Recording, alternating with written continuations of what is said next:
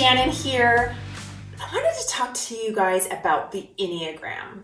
Kind of been a buzzword for the last few years. You may have heard about it. You may know what it is. You may already have your Enneagram number. You may have no idea what I'm talking about.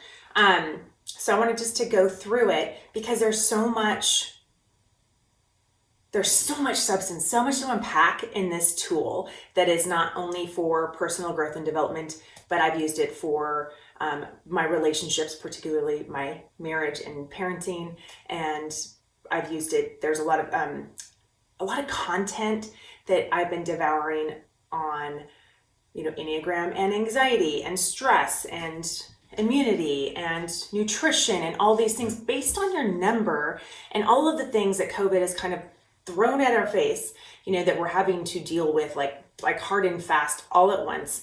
It's been really fascinating. So I thought it would be super helpful and exciting and interesting to dive into it. And then over the next few weeks, kind of just unpack it more and get more in more of the details and the nitty gritty of it. So it is a personality typing test like the DISC or Myers-Briggs or whatnot, but unlike Myers-Briggs and StrengthsFinders and the DISC that tell you what you are, I like to think of the Enneagram as telling you why you are, why we've embodied these personality traits, and not just why, but how do I use the strengths from it and leave the rest? Because if you're a high D on the DISC and you're driving and achieving, that's great, right? There's a lot of positive in that. But if you're an overbearing asshole as a result of it, not a lot of help.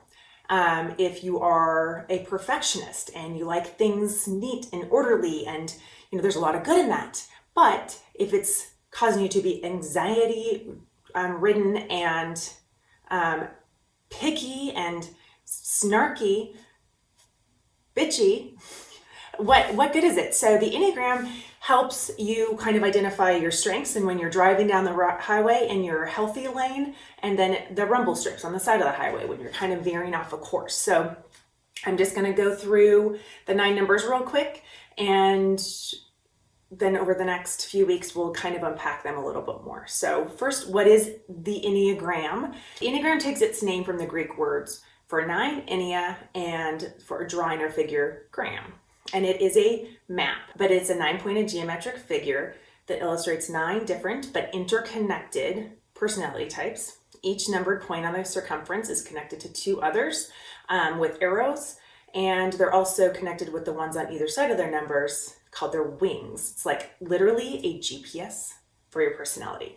And in the Enneagram, so these 9 numbers are impacted deeply by 4 other, the 2 with the arrows going away or towards your number, and then the 2 on either side.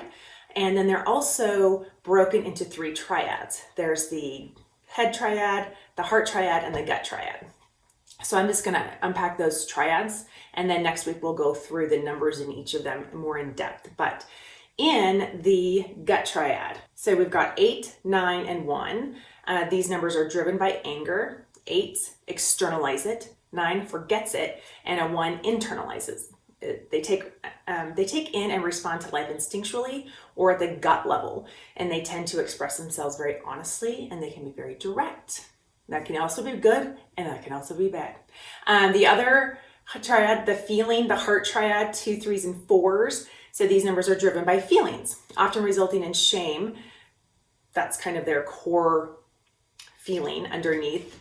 2s focus outwardly on the feelings of others. 3s have trouble recognizing their own feelings or even other people's feelings.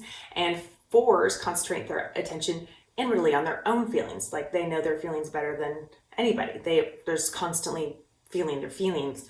So they take in and relate to life from their heart and are more image conscious than other numbers. And then the head triad, also called the fear triad. These are 5, 6s, and 7s. So these numbers are driven by fear. 5s externalize it, 6s internalize it, and 7s forget it. They don't want to feel fear, and so they keep themselves preoccupied. They take in and relate to the world through the mind. They tend to think and plan carefully before they act. So those are kind of a rundown of the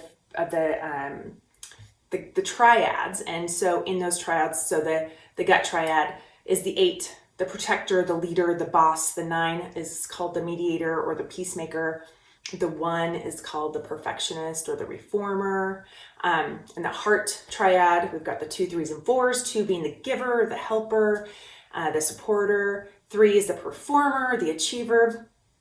4 is the romantic, the individualist. And then in the head triad, you've got the 5, 6, and 7. So 5s being the observer, the thinker. If you think of that sculpture called the thinker, very stoic. And when I think of this number, number 6 is the loyal skeptic, also going to be called the trooper. And number 7 is the enthusiast, the generalist. They don't like pain. So that's just kind of a broad overview of them. Next week, I'm going to go deeper. We'll start with the gut triad, the 8s, 9s, and 1s. And if you'd like to take your test or take the Enneagram personality test and you haven't done it already, we'll link below the free version. And then there's also a paid version. It's like $12.